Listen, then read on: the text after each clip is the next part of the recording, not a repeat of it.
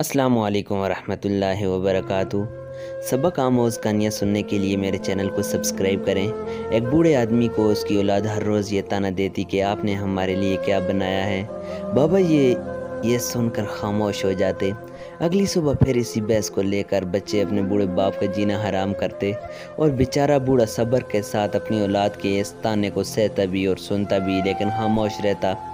जब मौत का वक्त करीब आया और बूढ़ा बिस्तर मार्ग पर लेट गया तो जाते जाते अपने बच्चों को एक कागज़ दे गया जिस पर लिखा था, इस घर के नीचे मेरी उम्र भर की जमा पूंजी है, भारी खजाना है, खोद कर निकाल लेना। ये पढ़ना था कि बच्चों की खुशी का कोई ठिकाना ना रहा।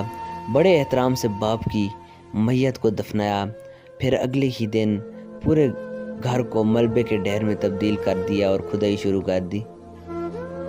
खुदाई करते इनकी नज़र एक छोटे से संदूक पर पड़ी, जिसे खोला गया तो इसमें एक पर्ची पड़ी थी जिस पर लिखा था, अगर तुम सब इतने ही मर्द हो तो इसी घर को दोबारा बनाओ जैसे मैंने अपना खून पसीना बहाकर तामीर किया था। तुम्हारे सवाल का जवाब भी मिल जाएगा।